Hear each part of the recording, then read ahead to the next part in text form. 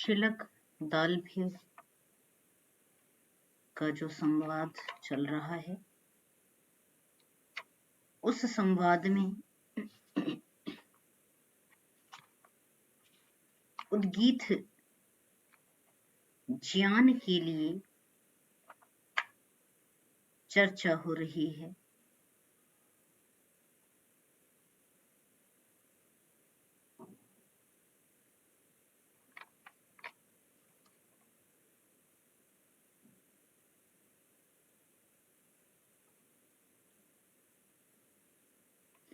Ma'am उच्चारण तो सारा हो गया था।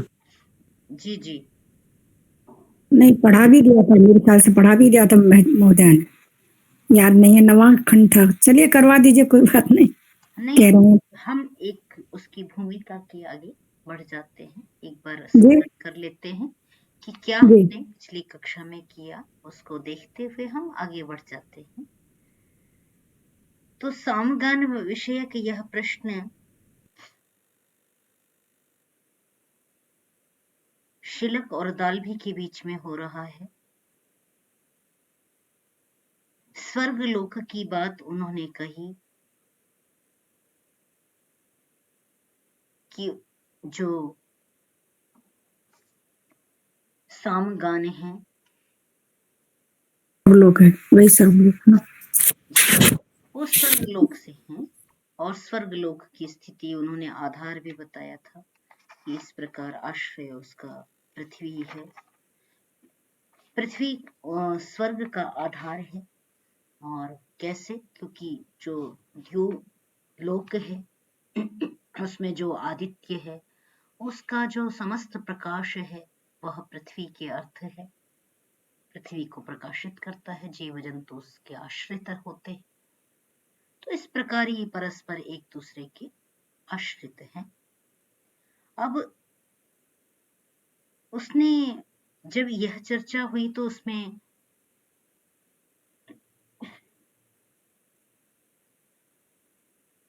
जयविली ने कहा कि शिलक, यदि तुम इतना छोटा ही उसका अर्थ रखते हो, इतना छोटा ही ब्रह्मांड को देखते हो, केवल द्युलोक पर्यंत ब्रह्मांड को देखते हो, तो तुम्हारा ज्ञान अभी अधूरा है, यह संपूर्ण नहीं है। इससे आगे भी ब्रह्मांड है, उस उद्गीत की स्थिति है, अतः इससे आगे भी देखना होगा। अब इससे आगे जो देखना है, इसको 9वें खंड में कहा गया है। 9वें खंड में इसको हम एक बार देख लेते हैं। एक बार सभी इसके जो 3 वचन हैं उनको देख लेंगे और उसके बाद फिर इसका व्याख्यान देख लेंगे।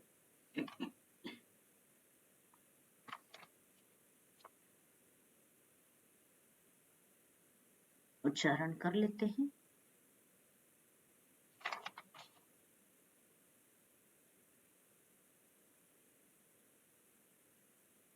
हिम्मत जी, आप कर लें।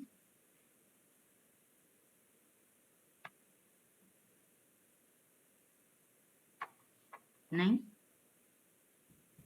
जी महोदय। कोई समस्या हो तो कमलेश भी कर लेंगी, कोई भी कर लेगा। जी छठा है जी महोदय। जी महोदय। 9वां खंड। अस्य लोकस्य का गतिरिति आकाशेति होवाच। सर्वाणि ह वा इमानि भूतान्याकाशादेव समुत्पद्यन्ते आकाशं प्रत्यस्तं यन्ति। आकाशो ये वैभ्यो ज्यायान आकाशः परायणम। और दूसरा भी पढ़ लूं महोदय? हाँ जी, तीनों पढ़। हाँ, तीन जी। स एष परोवरीयानुद्गीतः थ स एषोऽनन्तः परोवरीयो हास्य भवति। परोवरीयसो ह लोकान् जयति। य एतदेवं विद्वान् परोवरीयां समुद्गीथमुपास्ते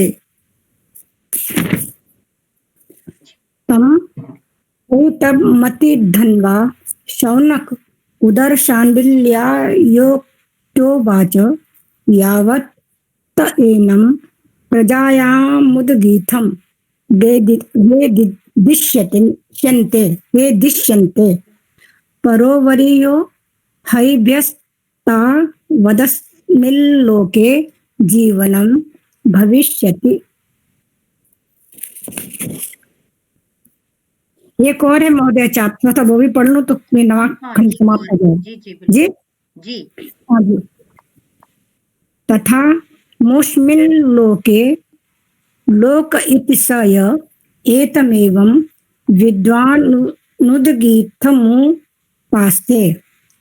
मुद्गीतमुपास्ते परोवरीय एव हास्मिन् लोके जीवनं भवति।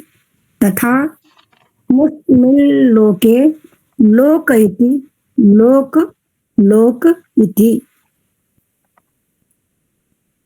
जी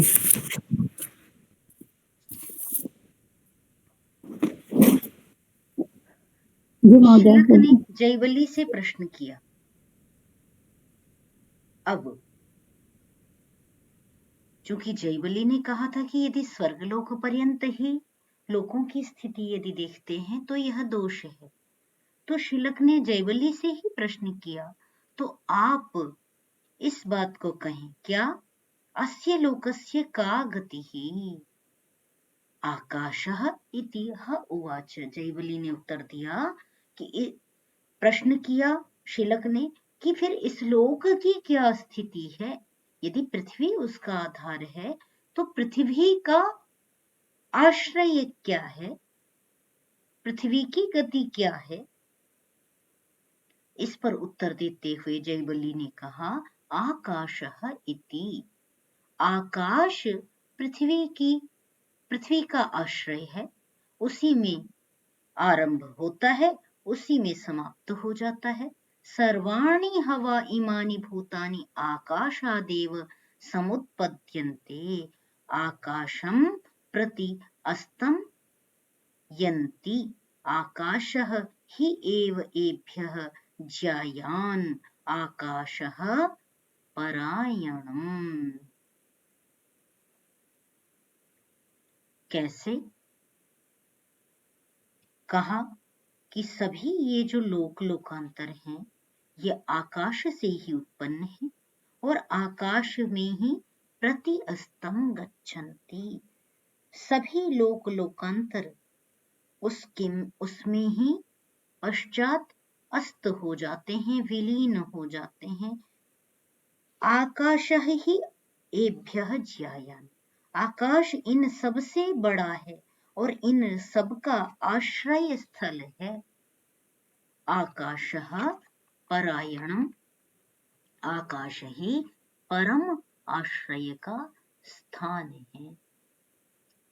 यह बात इसका आधार उपनिषद में ही प्राप्त होता है, जहां पर कहा गया है, तस्मात् वा एतस्मात् आत्मनः आकाशः सम्भूतः, आकाशात् वायुः, वायोरन्तरिक्षं, वायुरापः अद्भ्यः पृथ्वी, है ना।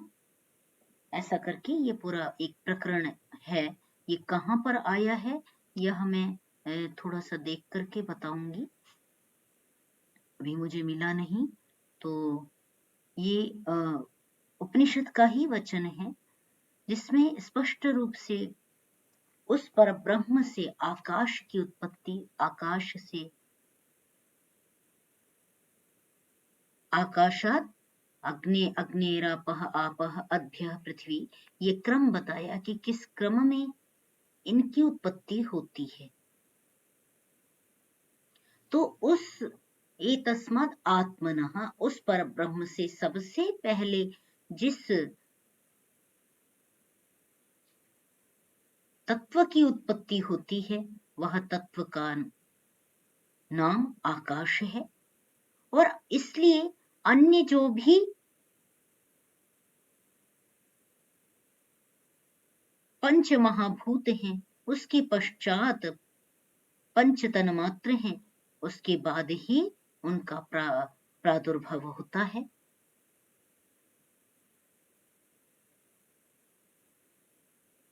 तो आकाश क्या है? इन सब का आधार है।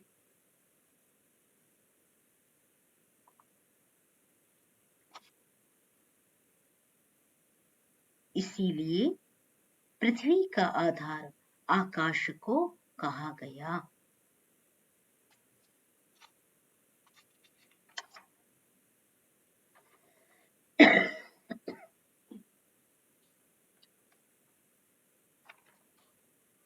सह एषः परोवरीयान् उद्गीतः, सह एषः अनन्तः परोवरीयः ह अस्य भवति परोवरीयसः।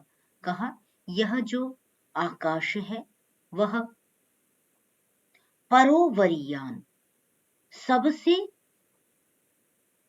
ऊपर है, जो पर हैं, अवर हैं, उत्तम हैं, है ना। परोवरीय, यह परोवर शब्द का यहाँ पर प्रयोग किया कि वह इन जो भी हैं उन सब से परे है, सूक्ष्म है, अर्थात उन सब का आधारभूत है।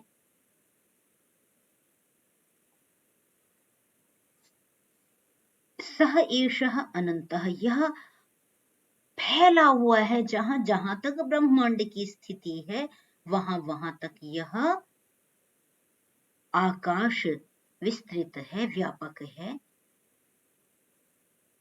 परोवरीय है, सबसे बढ़कर है।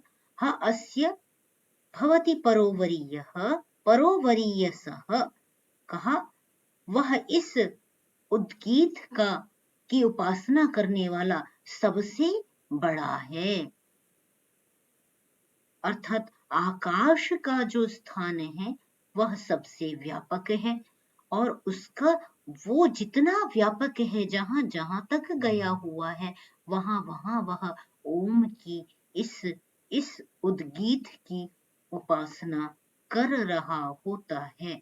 इस कारण से वह परोवरीयसः सर्वोत्तम है।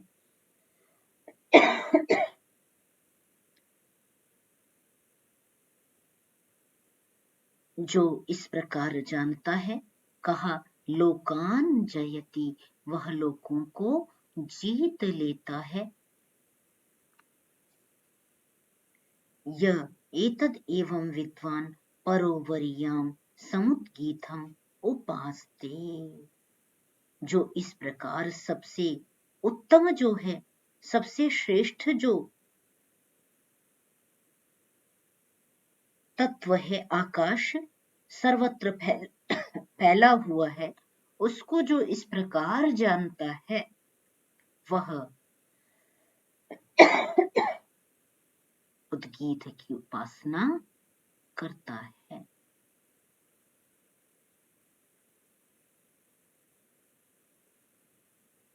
तम ह एतम अतिधन्वा, कहा उस इसको ही, उस इसको अर्थात वह जो उद्गीत है उसको अतिधन्वा नामक ऋषि ने, और जो शुनक के पुत्र हैं, अतिधन्वा नामक ऋषि शौनक कहलाए, अर्थात शुनक के पुत्र जो अतिधन्वा हैं, उन्होंने उदर शांडिल्याय, उदर शांडिल्य के लिए इस प्रकार ओम का, उद्गीत का विस्तृत उपदेश देकर के कहा यावत् ते एनम प्रजायाम उद्गीतम वेदिष्यन्ते, जब इस प्रकार उसकी महत्ता को, उसकी व्यापकता को इस प्रकार ब्रह्मांड पर्यंत तुम्हारी जो प्रजा है वह जानेगी, प्रजा अर्थात परिवार, शिष्य परंपरा जो सभी हैं वो जब इस प्रकार सभी जानेंगे तो परोवरीय वो भी इसी प्रकार परोवरीय हो जाएंगे। निश्चय से वो इसी प्रकार परोवरीय हो जाएंगे। कहां पर? तो कहा एभ्यः इन सब से तावत अस्मिन लोके जीवनम भविष्यति, इस लोक में उनका जीवन जो होगा वो परोवरीय हो जाएगा, अर्थात वह सर्वोत्तम होगी, उसकी लोक में प्रतिष्ठा सबसे बढ़कर के होगी, उससे बढ़कर के किसी की प्रतिष्ठा नहीं होगी जो उद्गीत की इस प्रकार व्यापक रूप में उपासना करेगा। ठीक है, एक और है वो भी इसी में देख लें। तथा अमुष्मिन लोके लोक इति, कहा कि जो इस प्रकार इस लोक में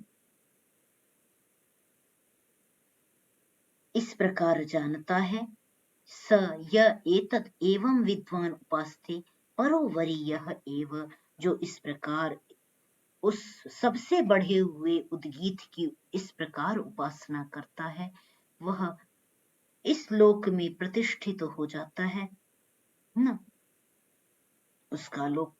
उसका जीवन इस लोक में सर्वश्रेष्ठ होता है, सर्वश्रेष्ठ हो जाता है, वह सभी लोगों में सम्मान की स्थिति प्राप्त करता है।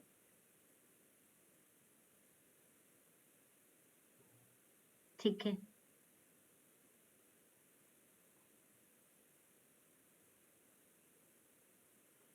अब आप अपना विचार रख लें। शशि जी कुछ कहना चाहते हो?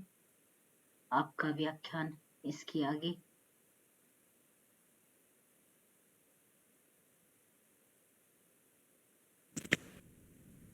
मैम, उद्गीत का मतलब तो उच्च स्वर में गान करना है ना, साम गायन।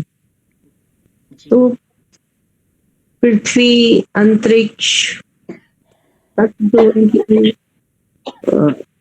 तत्व को जानता है। अब सारे मतलब ब्रह्मांड का मूल तत्व की जो आराधना कर रहा है वही जो है मतलब वास्तव में उपासक है और कीर्ति या यश प्राप्त कर रहा है इस श्लोक में भी। साम गायन ओमकार का हाँ, ओंकार का जो मतलब ये तो खैर सभी साइंटिस्ट भी अब ये मानने लगे हैं कि आकाश में जो एक ध्वनि है वो ओंकार की ही ध्वनि है, प्रणव या ओंकार की ही ध्वनि है। तो ये तो सब मान रहे हैं ना मैम, उपासक सॉरी साइंटिस्ट। तो उपासक उस स्तर तक जो है उस उद्गीत को जाने ना, या उस तरीके से अपने शरीर में भी, पिंड में भी जो है ना, हम ये माने कि मूर्धा तक जो है उस उद्गीत का वो होना चाहिए, क्या कहते हैं, गूंज होनी चाहिए। ऐसा मुझे लग रहा है कि पूरे शरीर में भी जो है ना उद्गीत का इस तरीके से उच्चारण होना चाहिए कि वो जो ये जो मानते हैं ना मूलाधार और ये सब, उस तरह का भी ये उच्च स्वर कहते हैं, उत्तम स्थान मूर्धा तक जो है ना उसका वो प्रभाव पड़ना चाहिए। तो वही जो है वास्तव में उद्गीत का उच्चारण कर रहा है या ब्रह्म को जान रहा है। ऐसा यदि हम पिंड में देखें तो इस तरीके से, ब्रह्मांड में तो देखो ब्रह्मांड को तो जानना, हम तो कण कण में मान रहे हैं ना मैम, हर स्थान कोई रिक्त स्थान है ही नहीं, सब जगह वो ही रमे हुए है। तो वही मुझे लगता है कि ज्यादा तो मैं भी नहीं समझ पाई हूँ, पर इतना जरूर है कि उसके उच्चारण का उसका उच्चारण यदि वास्तविक यथार्थ तत्व को जानते हुए किया जाए और शरीर में भी उस तरह का जो हमारे पास ऊर्जाएं ग्रंथियां हैं वो उस तरह से जाए तो उसका प्रभाव ज्यादा होता है। मैम ज्यादा नहीं आया, मुझे जो समझ आया वो बोल दिया। जी जी, बहुत अच्छा। कमलेश जी, आप भी कुछ कह रहे थे? मैं कह रही थी कि उद्गीत का भी मतलब ओम ही है, उस परमपिता परमात्मा का गान करना ऊंचे स्वर में, अर्थात उसके अर्थ को परमपिता परमात्मा को जान करके, उसके एक एक चीज जान करके हमको कि वह कैसा है, क्या क्या करता है, इन सबको सोच करके हमको इसका ओम का ध्यान, स्तुति, उपासना करनी चाहिए।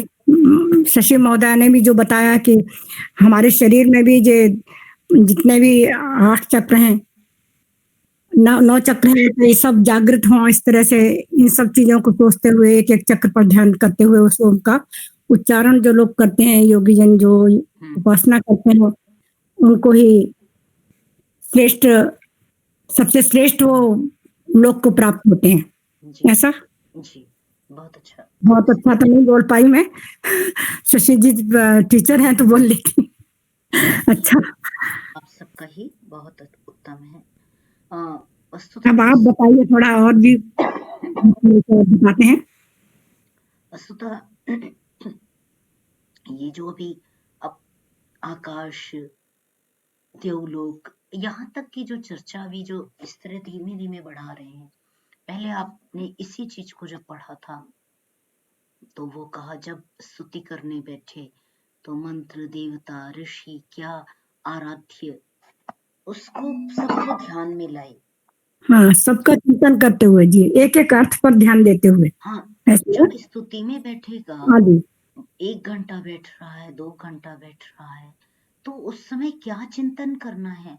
क्योंकि बिना चिंतन के तो विद्या को या जो जाप कर रहा है उसको शास्त्र में अफलाम अपुष्पाम का है, बिना फल वाली, बिना फूल वाली, उसको उस जाप को कहा गया है, उस उच्चारण को कहा गया है कि उसका अर्थात अर्थात वो फलहीन है, निष्फल है।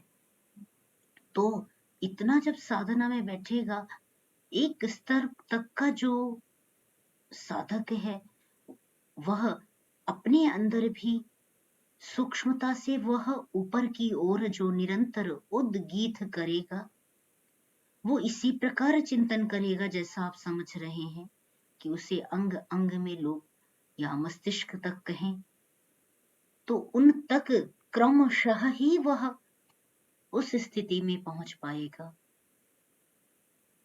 इसी प्रकार ब्रह्मांड में जब समक्ष उपलब्ध समस्त वस्तुओं में उसका दर्शन कर लिया, सामने वाले में जो भी पदार्थ है जो आंखों के सामने है, जिसको भी वह देख रहा है उसमें उसका दर्शन कर रहा है, उससे ऊपर बढ़ेगा फिर उसमें भी दर्शन करेगा। वहां तक स्थिति प्राप्त करने के पश्चात भी यदि वह कहाँ रुक जाता है तो वो उद्गीत को पूरा नहीं जानता, तो रुकना नहीं है, उससे आगे के पदार्थों में भी चिंतन करना है, उससे सूक्ष्म जो श्रेष्ठ पदार्थ हैं उनमें भी चिंतन करना है। तो इस प्रकार उस रुकना नहीं है उद्गीत को उतना ही मान कर कि यदि उतना साधना कर ली तो वो पूरा उद्गीत को नहीं समझा। उसके लिए क्रमशः एक एक स्टेप जो बताते हैं, एक बार में पूरी बात कह सकते हैं, परंतु ये सोपान है साधना के, उन सोपानों को क्रमशः कि एक एक स्टेप चढ़े, एक एक सोपान को अभ्यास करता हुआ तब आगे बढ़े। इस कारण से इस प्रकार उसे क्रमशः कथा के माध्यम से एक एक सोपान चढ़ते हैं कि अब इसमें भी उसका ध्यान करें, अब इससे सूक्ष्म पदार्थों की ओर बढ़े, उसमें भी ध्यान करें, उससे भी ऊपर पदार्थ हैं उनका भी ध्यान करें, उनमें भी उद्गीत का ध्यान करें। तो आप सभी सही समझ रहे हैं। आइए जी जी महोदय, इसके आगे उशस्ती चाक्रायण की कथा का आरंभ है, देख लेते हैं। और इसमें हम ये भी समझ सकते हैं, जैसे वो पहले था ना उमा, जागृत, स्वप्न, सुषुप्ति और उसके बाद तुरीय अवस्था, जी वहां भी ओंकार का ही इस प्रकार वर्णन था। वहां उसी तरह से यहाँ भी, जैसे आप सोपान की बात कर रहे हैं, पहले जागृत को समझिए हम। जागृत में ये स्थिति बन जाएगी, सोते समय भी उस ओंकार का जाप ही होता रहे। फिर सुषुप्ति में भी जो है ना उसी स्थिति को हम रखें, और अंत में जो है वो तुरीय अवस्था तक का जो ओंकार का मतलब जाप चलता ही रहे।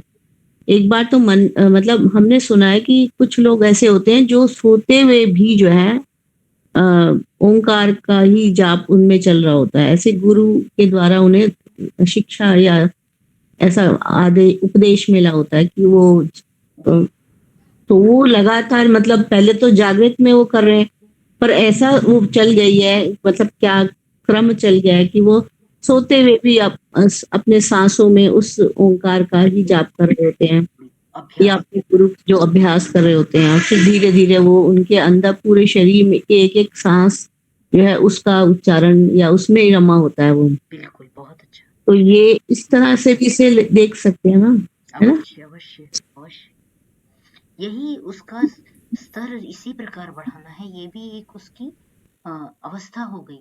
यहाँ तक कैसे पहुंच जाए, इस इतना अभ्यास कर लेवे कि इस स्वप्न, सुषुप्ति, जागृत सभी अवस्थाओं में उसका चिंतन कर सके।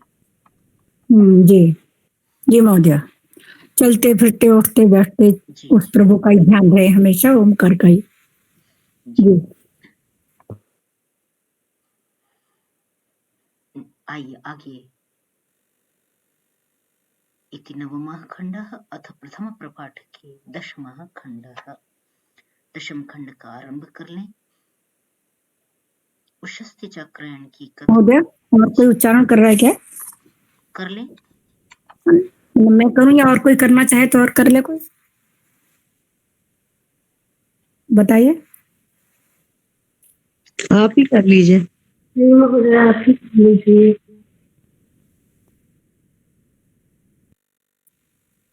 क्या बोला महोदय? हाँ, आप कर लें। अच्छा जी। 10वां खंड आपद्धर्म। मटची चहेतु चतेषु कुरुष्वातिथ्य सह जाययोषस्तिर्ह चाक्रायण इदभ्यग्रामे प्रद्राणक उवास। स हेभ्यं कुलमाशान् खादन्तं बिभिक्षे तं होवाच नेतोऽन्ये विद्यन्ते यच्च येम इम उपनेता इति। एक और कर लूं। जी जी। एतेषां मे देहीति होवाच तानस्मै प्रददौ हन्तानुपानमिति उच्छिष्टं वै मे पीतं स्यादिति होवाच। न स्विद्यते प्युच्छिष्टा इति न वा अजीविष्यमि मानखादन्निति होवाच कामो मे उदपानमिति। जी महोदय, आगे भी कर लें। आगे भी कर लें। दो कर लो, एक करूँ? दो। जी।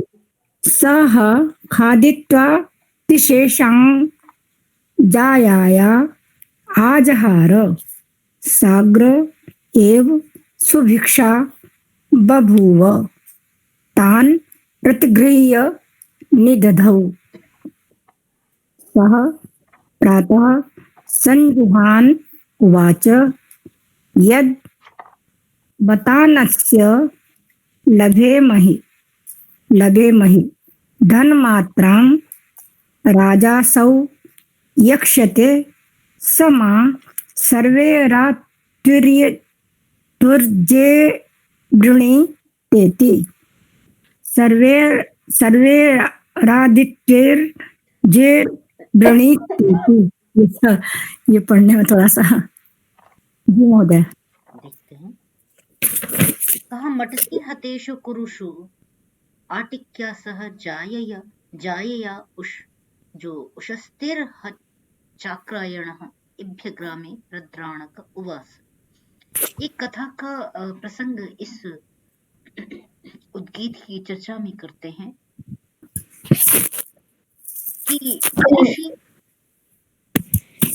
के माध्यम से यहाँ पर एक चर्चा इस चर्चा को आगे बढ़ा रहे हैं। कहा एक समय की बात है, बहुत पूर्व समय में एक बार ऐसा हुआ कि मटची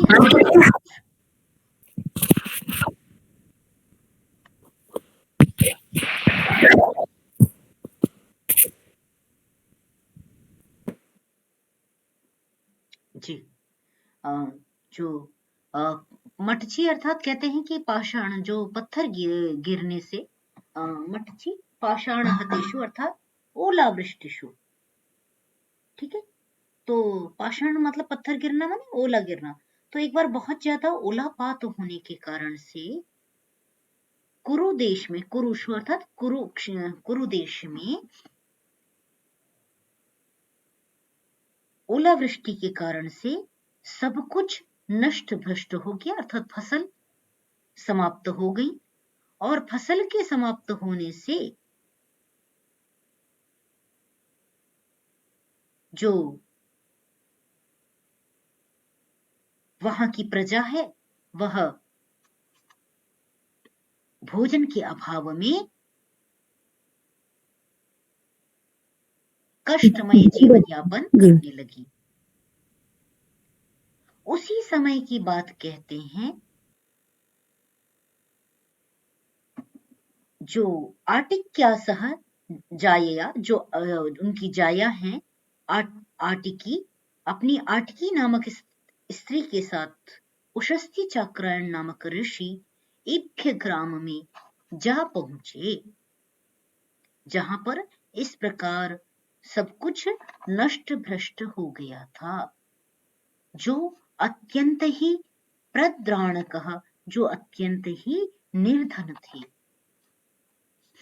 ठीक है, जो ऐसे अत्यंत निर्धन ऋषि एक बार इभ्य ग्राम में पहुंचे, जहां पर ओलावृष्टि के कारण से फसल नष्ट हो गई थी। प्रजा भोजन के अभाव में कष्टकर जीवन व्यतीत कर रही थी। स ह एभ्यः कुलमाशान खादंतम बिभिक्षे, उन्होंने जो हाथी पालक व्यक्ति था उससे वह कुलमाश का भक्षण कर रहा था, कुल्थी की दाल खा रहा था। उससे उन्होंने वह कुलमाश मांगे कि मुझे भी भोजन के लिए दे दो। तम ह उवाच, उससे कहा, न इतः अन्ये विद्यन्ते यच्च ये म इमे उपनिहिताः।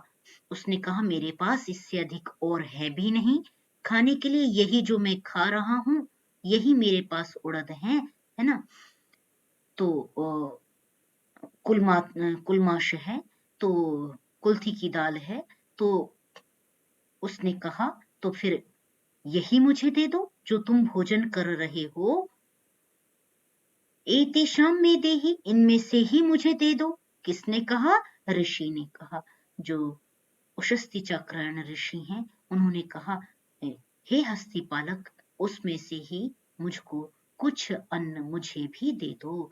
तो वह जो भक्षण कर रहा था, उसके जो झूठे कुलमाश थे, उसमें से ही उसने इसके लिए अर्थात ऋषि के लिए प्रदत्तौ दे दिया। हंतान उपानम इति उच्छिष्टम वै मे पीतम स्यादिति ह उवाच। हंत अनुपानम इति, अच्छा क्या कहा कि जो हस्ती पालक था उसने कहा कि हंत अनुपानम इति उच्छिष्टम वै मे पीतम स्यादिति होवाच। उसने कहा कि यह जो जल है वह भी आप ले ले, है ना। क्योंकि आपको भोजन के बाद जल की भी अपेक्षा होगी। तो ऐसा हस्तिपालक ने उषस्तिचाक्रायण से कहा। तो न स्रित एते अपि उच्छिष्टाः, परंतु उसने वहां पर क्या मना कर दिया। जब उषस्तिचाक्रायण को इभ्यपाल ने जल के लिए प्रार्थना की तो जल के लिए उन्होंने मना कर दिया। कहा कि यह जल तुम्हारा क्या है, उच्छिष्ट है, जूठा है, मैं इसे ग्रहण नहीं कर सकता। अब इभ्यपाल के मन में संशय उत्पन्न हुआ कि मैं जब वह मांस कुलमाश जब मैं खा रहा था, उन झूठे कुलमाशों को तो ऋषि ने ग्रहण कर लिया और जल के लिए निषेध कर दिया। क्या कह करके कि उच्छिष्टम, यह तुम्हारा जूठा है, इसको मैं ग्रहण नहीं कर सकता।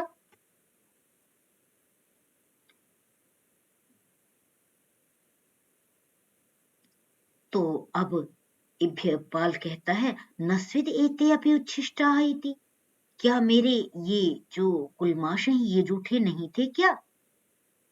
अब ऋषि कहते हैं नवा अजीविष्यम, यदि मैं इनको नहीं खाता, यदि इनको मैं तुमसे नहीं मांगता तो मैं जीवित नहीं रहता। इस कारण से ना ईमान अखादन, इन जूठे कुल्थी की दाल को, इन जूठे कुलमाशों को मैंने ग्रहण कर लिया। ऐसा उषस्तिचाक्रायण ऋषि ने कहा। कामो मां उदपानमिति, और जल तो कहीं भी उपलब्ध हो जाएगा, सरोवर सर्वत्र उपलब्ध हैं। इस कारण से मैं कहीं भी मार्ग में जल तो पी सकता हूँ, परंतु इस बुभुक्षा को शांत करने के लिए यदि मैं इसको ग्रहण न करता तो कुछ क्षण पश्चात मेरी मृत्यु हो जाती। इस कारण से मुझे यह जूठे जो तुम्हारे कुलमाश हैं वो मुझे तुमसे याचन करने पड़े, मांगने पड़े।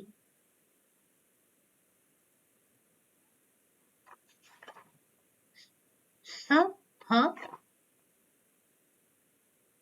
खादित्वा अतिशेषान जायायाः आजहार, उनको खा करके जो थोड़े अतिशेष, जो उसमें से उनके पास अधिक बच गए, थोड़ा थोड़ा उन्होंने ग्रहण कर लिया कि जिससे उनका जीवन, उनकी जो श्वास प्रश्वास की लड़ी है वो ना टूटे, इतना उन्होंने ग्रहण कर लिया। और जो शेष बचे वो अपनी जाया को दे दिए, जाया के लिए दे दिए। और उससे क्या कहा कि इनको रख लो। साक्रे एव सुभिक्षाः बभूव, आगे हम इसी से ही भिक्षा कर लेंगे। अच्छा नहीं, वो अपनी जाया ये आजहार अपने उसके लिए दिया, उनके लिए बचा करके रख लिया। परंतु स अग्रे एव सुभिक्षा बभूव, उन्होंने पहले ही भिक्षा कर ली थी। अग्रेव, पहले ही वो भिक्षा कर चुकी थी। वो जहां गई उनको वह भोजन के कुछ अन्न प्राप्त हो चुके थे। तान प्रतिगृह्य निदधौ, तो जब उन्होंने उनको वह अन्न के दाने दिए तो उन्होंने उनको तान प्रतिगृह्य, उनको उनसे लेकर के रख दिया। प्रातःकाल होने पर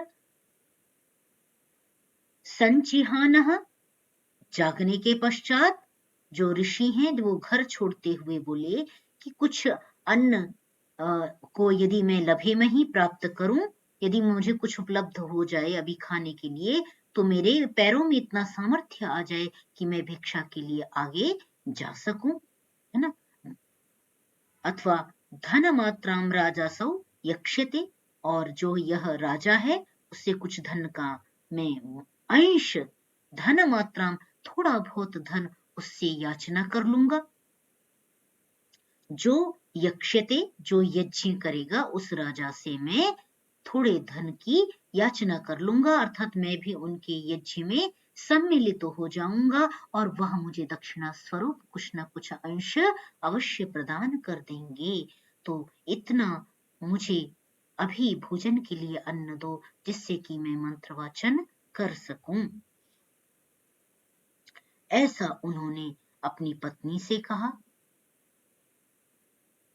कि सह मां सर्वैः आर्तविज्यैः वृणीत। वह जो राजा है वो निश्चय से सभी ऋत्विजों में मेरा भी वर्ण करेगा।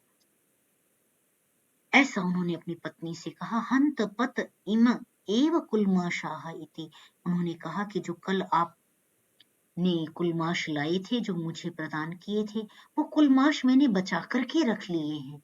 मैंने उनको खाया नहीं, क्योंकि मुझे उतना अन्न उस समय उपलब्ध हो गया था। ये मैंने आगे के लिए, शेष समय के लिए बचा करके रख लिए थे। यही मेरे पास रखे हुए हैं। आप इन्हें ही ग्रहण करके उस राजा के विशाल यज्ञ के लिए, है ना, इनको खा करके ही ए आए आप गति करिए, चले जाइए। तो वो उनका भक्षण करके वह आगे प्रस्थान करते हैं। ठीक है, आज के लिए इतना ही करें। पर मैम जो ये चित्र बना हुआ है ना, उसमें तो ये उनके साथ ही हैं। हाँ, हाँ। इसमें संभवतः हो भी ऐसा भी सकता है ना कि भाई कहानी में कहानीकार ने कहानी कही, चित्रकार ने चित्र बनाया। हो सकता है कि उन्होंने पति की शुश्रूषा के लिए बचा करके रख ली हो। वस्तुतः चित्र के आधार पर हम उसका विश्लेषण नहीं कर सकते। तो मैम वैसे ही वो देख रही हूँ कि चित्र में साथ में है ना। और एक ये है कि उन्होंने पहले खुद खाया, थोड़ा सा बचाया। उन्होंने खाया और बचा के नहीं लेकर आई उनके लिए केवल, मतलब विचार है, कुछ नहीं। जी, संभवतः कैसी उस समय की व्यवस्था होगी, उसको समझना होगा ना, इसके परिप्रेक्ष्य